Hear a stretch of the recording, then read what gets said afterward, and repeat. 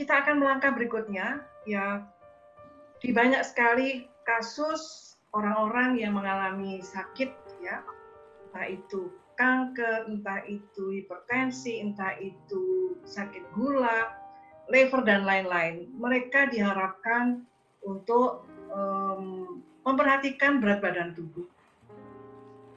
Dan salah satu aplikasi hipnoterapi adalah untuk membantu para pasien dalam hal ini mendapatkan tubuh yang sehat sekaligus dengan berat badan yang sesuai. Dan sekarang kita akan bertemu dengan Ibu Christine Liu. Beliau ini adalah orang yang bukan hanya langsing, tetapi beliau ini juga pendiri dari quantum slimming. Ada bukunya tentang quantum slimming dan juga dilakukan pelatihan-pelatihan untuk mendapatkan tubuh yang sehat sekaligus dengan berat badan sesuai yang diharapkan atau diinginkan. Jadi Bu Christine Liu ini sehari-harinya adalah praktisi hipnoterapi klinis. Ya, beliau sudah di level advance, sangat senior di Asosiasi Hipnoterapi Klinis Indonesia. Beliau ini juga seorang trainer. Beliau adalah juga asistennya Pak Adiwe Gunawan. Dan kita sekarang akan mendengarkan bagaimana Ibu Christine ini mengajarkan kepada kita mendapatkan tubuh yang sehat sekaligus sesuai dengan berat badan yang diinginkan. Silakan Bu Christine. Terima kasih Mbak Yu sudah mengantar saya, dan juga selamat sore kepada teman-teman dari e-commerce FKM UI, dan juga selamat sore kepada Pak Adiwe Gunawan dan juga rekan-rekan sejawat saya yang ada di Asosiasi Hipnoterapi Klinis Indonesia. Ya, selamat sore semuanya. Terima kasih akhirnya juga tiba pada kesempatan saya. Izinkan saya share slide.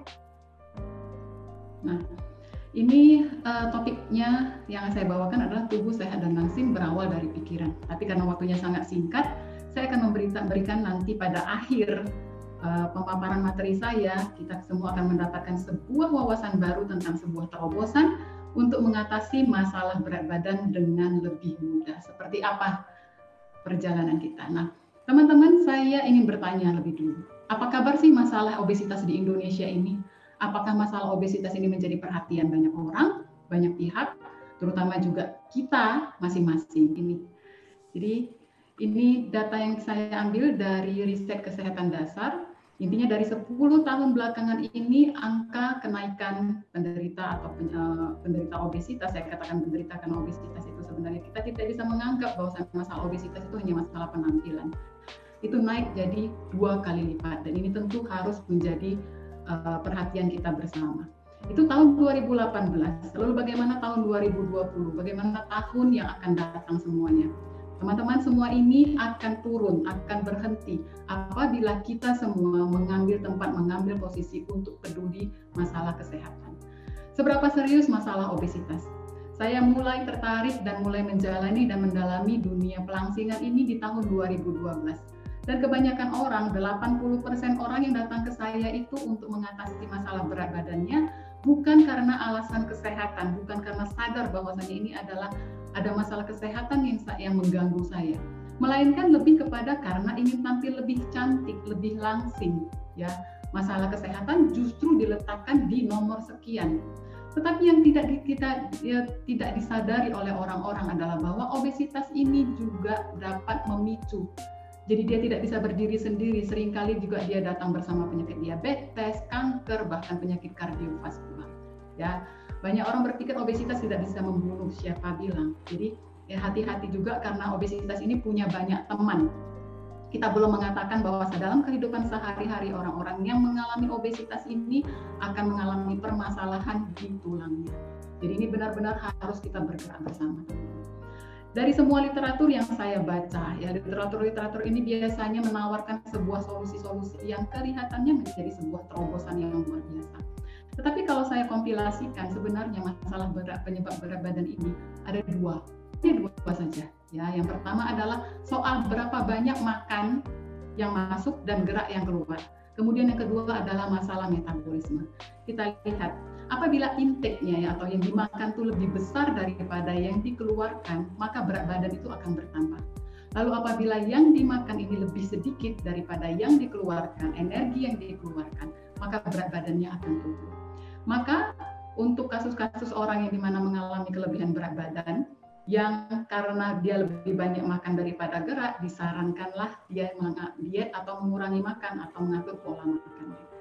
Lalu sekarang kita akan melihat apa sih penyebab orang makan dengan banyak. Yang pertama itu adalah kebiasaan atau budaya. Satu hal yang menarik, saya datang dari Sumatera, saya dididik oleh budaya makan di Sumatera. Suatu hari saya berkunjung di Indonesia bagian timur. Jadi salah satu daerah di Indonesia bagian timur. Saya diundang makan oleh tuan rumah dan kemudian karena saya datang berasal dari budaya kalau disuguhi makanan itu harus habis, ya saya makan. Saya makan, begitu makanan saya sudah mau habis, disajikan lagi oleh tuan rumah. Karena saya juga datang dari kebiasaan budaya, baru saya makan harus habis, saya makan lagi. Dan disajikan lagi, refill terus-menerus.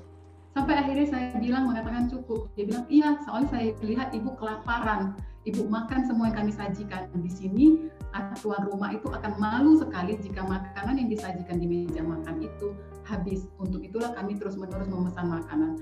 Saya pikir begini, kenapa nggak ngomong dari tadi? Saya ini sudah nggak bisa gerak sambil kekenyangannya. Nah, itu adalah kebiasaan dan juga budaya. Nah, jadi ini juga sangat memengaruhi. Jadi ketika lingkungan kita, budaya kita mengajarkan kita untuk makan secara banyak, maka kita akan memiliki kebiasaan dan budaya makan seperti itu. Yang kedua adalah ukuran lambungnya. Beberapa orang atau banyak orang memiliki lambung yang besar karena tadi pola makan yang buruk sebelumnya. Untuk itu, dan di orang ini akan berhenti makan jika ia merasa sudah lambungnya penuh.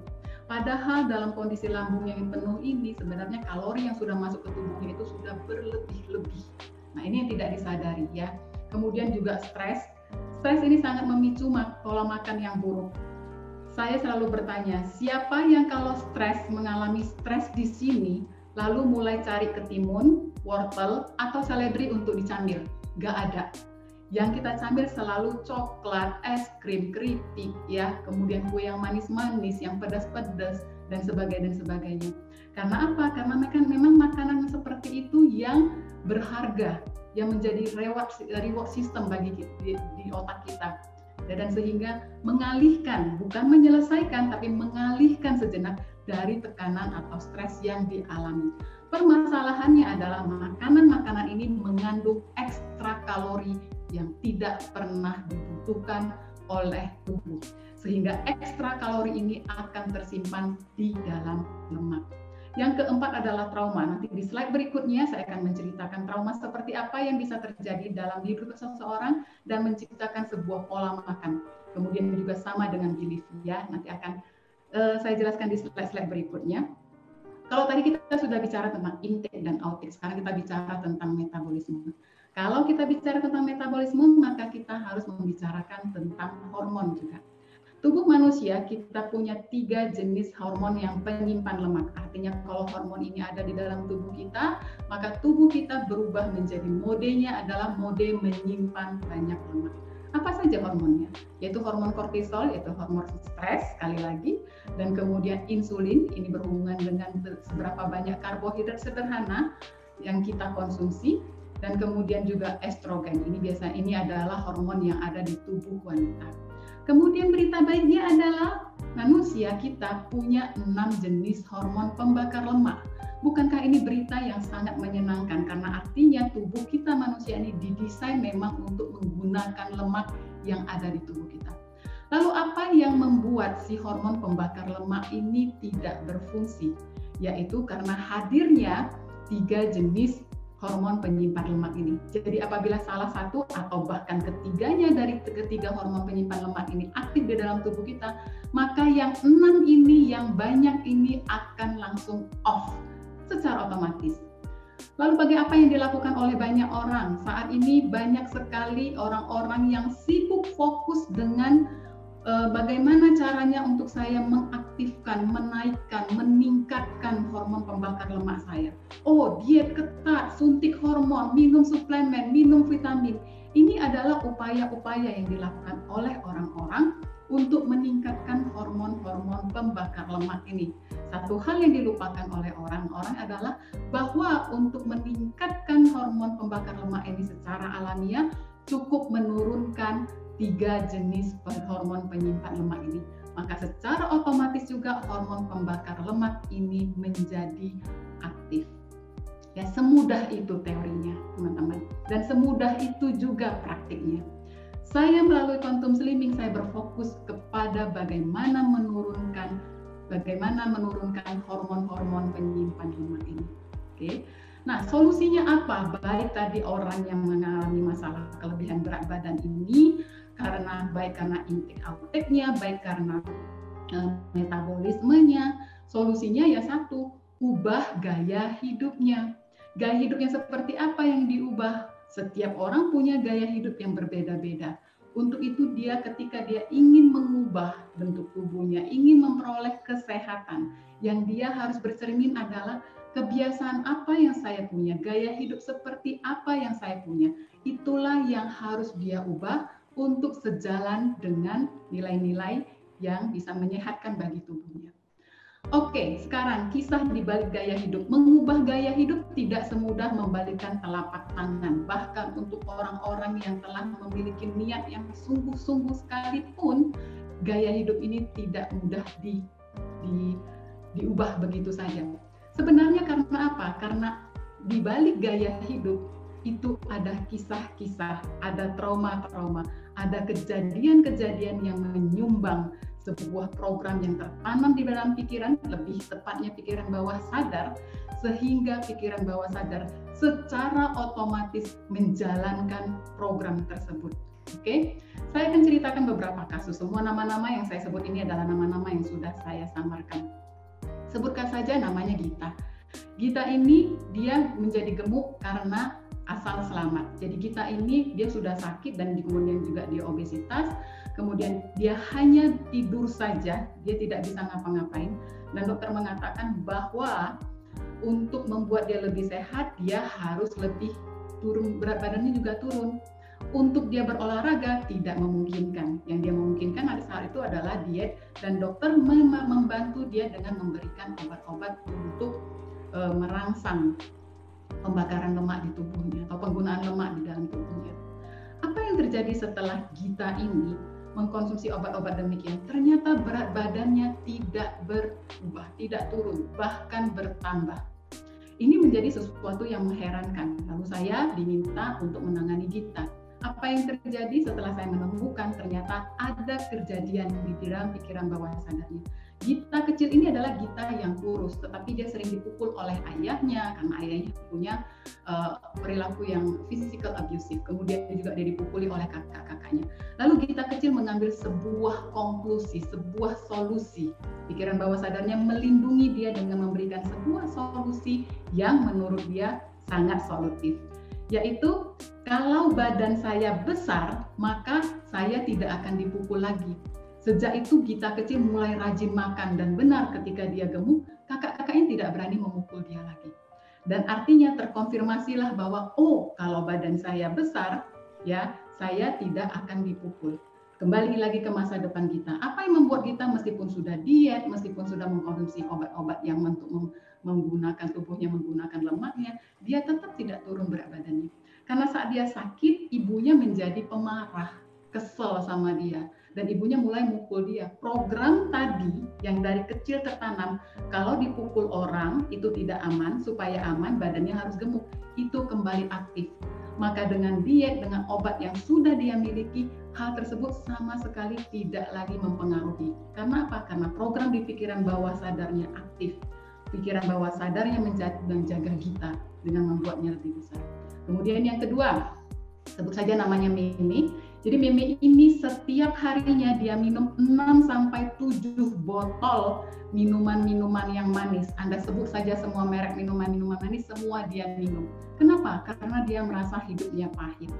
Umur 21 tahun ayahnya meninggal dan dia harus meninggalkan kuliahnya, dia harus meninggalkan cita-citanya untuk menjadi desainer baju, dan dia menjaga toko kelontong milik ayahnya agar adik-adiknya bisa bersekolah.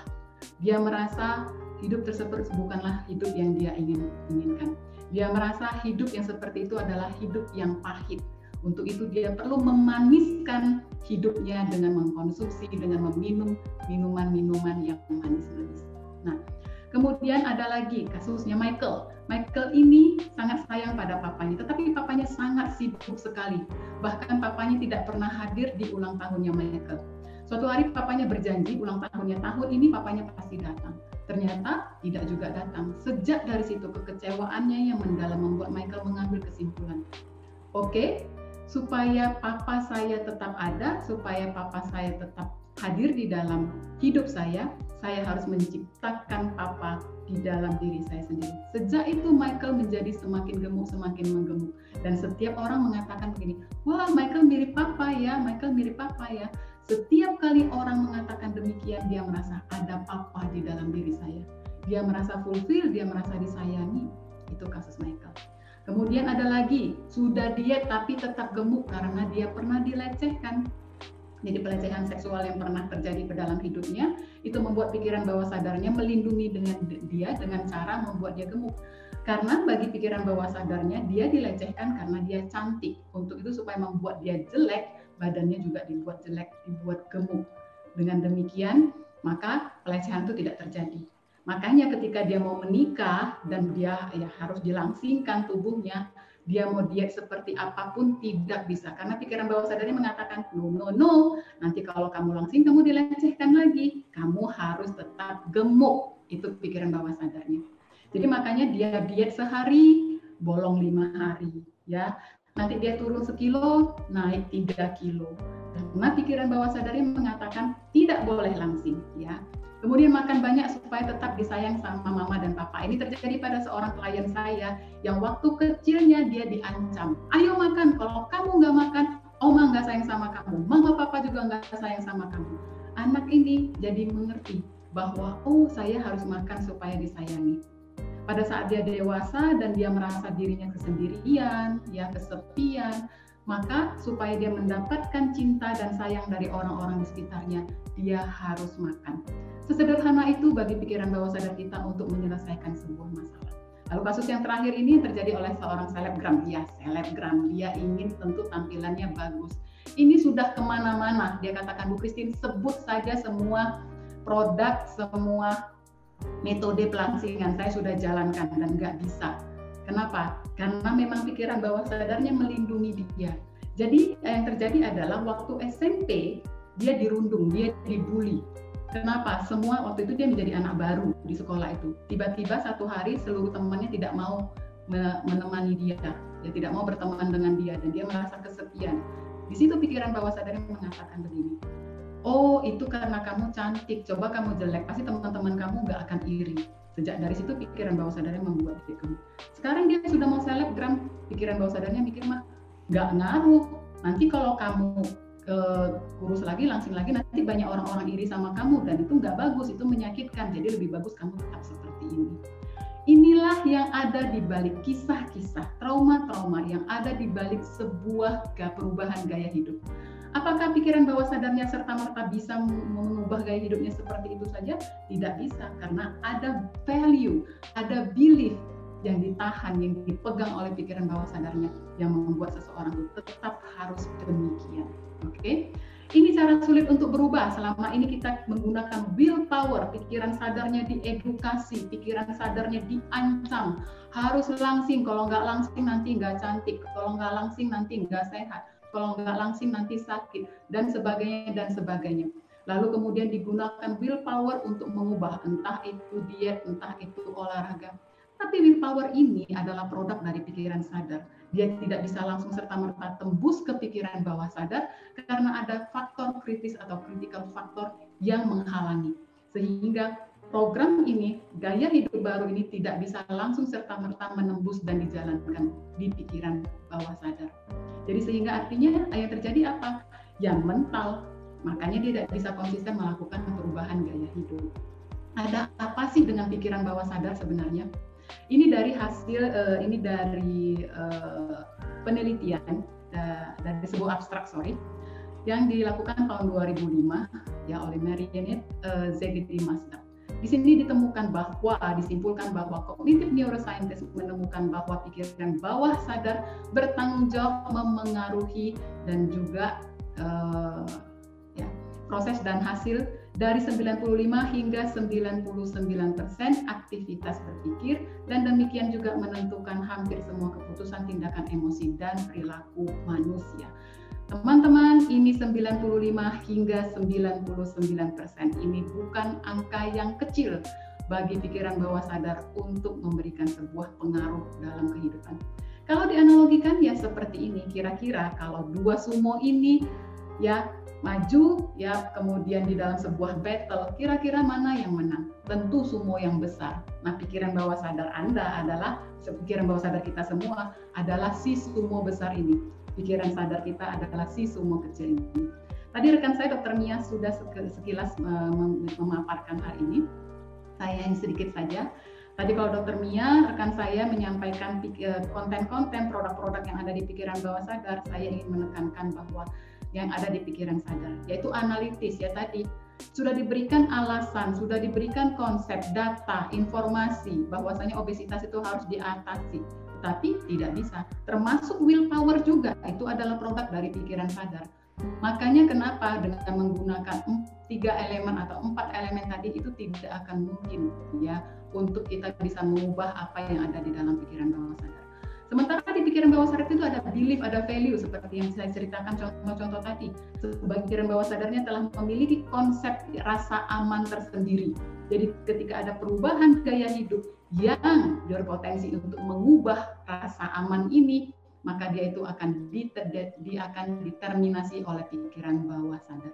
Di sini juga ada kebiasaan termasuk gaya hidup, termasuk juga emosi dan sebagainya dan sebagainya. Ini cara mudah untuk berubah. Hipnosis dikali teknik. Jadi bukan hipnosis ditambah teknik. Jadi benar yang guru saya katakan tadi, Pak Adi W. Gunawan, kalau ingin mengubah sebuah perilaku atau emosi seseorang, tidak bisa hanya dilakukan dengan hipnosis, dengan merelaksasikan pikiran, dengan kedalaman pikiran, tapi harus ada teknik yang diberikan di sana. Dan tidak bisa juga hanya teknik saja tanpa kedalaman pikiran. Quantum Slimming bermain di dua hal ini. Ketika hipnosis dilakukan, maka critical factor terbuka. Kemudian teknik dilakukan untuk mengoreksi apa atau program lama yang sudah tidak lagi bermanfaat dan digantikan dengan program baru. Dengan demikian akan terjadi perubahan gaya hidup. Kalau sudah ada perubahan gaya hidup, maka akan juga terjadi pencapaian berat badan yang ideal. Tadi sempat saya kutip sedikit, jadi ada untungnya juga kalau saya presentasi di belakang ini, saya bisa nyontek banyak hal dari pembicara sebelumnya. Ini saya contek dari materi buku tadi. Teman-teman, ini situasi kita saat ini. Satu health provider untuk kasus obesitas ya, berbanding dengan 22.615 kasus obesitas. Ini tidak akan mampu. Kasus obesitas, kasus masalah kelebihan berat badan ini tidak bisa hanya dilemparkan kepada satu orang penyedia pelayan kesehatan. Tetapi setiap orang yang mengalami masalah kelebihan berat badan harus mengambil tanggung jawab ini untuk bagaimana dia mengelola, memberdayakan pikiran, untuk bagaimana dia menjalankan solusi, untuk bagaimana dia menjalankan proses demi prosesnya. Quantum Slimming yang saya buat adalah sebuah terobosan yang memberikan solusi untuk mengatasi permasalahan berat badan hingga ke akar masalahnya, yaitu dengan pemberdayaan pikiran bawah sadar. Kita semua punya pikiran, saya punya pikiran, setiap orang punya pikiran, dan di dalam pikiran saya dan semua orang itu terdapat program-program yang mungkin merugikan, yang mungkin menguntungkan, dan tugas setiap individu menemukan program-program yang merugikan, yang tidak mendukung, yang tidak sejalan dengan tujuan hidupnya, dan menggantikan dengan program-program yang sesuai, yang dapat mendukung tujuan hidupnya. Jadi, di sini saya tidak bisa sharing teknik karena waktu yang diberikan kepada saya sangat sedikit, tapi harapan saya, apa yang saya berikan ini memberikan sebuah wawasan baru. Mari ambil tanggung jawab, mari kita mulai memberdayakan pikiran kita. Mari kita mulai mengelola emosi kita. untuk kita mencapai sebuah kualitas kesehatan. Dan saya juga memberikan edukasi-edukasi setiap hari minggunya dengan QS Talk, Quantum Slimming Talk di Instagram. Setiap minggu pukul 19.30 di akun @quantumslimming_official. Jadi teman-teman juga silakan menghubungi dan berdiskusi dengan saya apabila ada hal-hal yang mau ditanyakan, mau didiskusikan sehubungan dengan masalah kelebihan berat badan. Demikian materi yang saya sampaikan, semoga bermanfaat, dan saya kembalikan kepada Mbak Yu saya, Mbak Yu Widya. Silakan Mbak Yu. Terima kasih Bu Christine.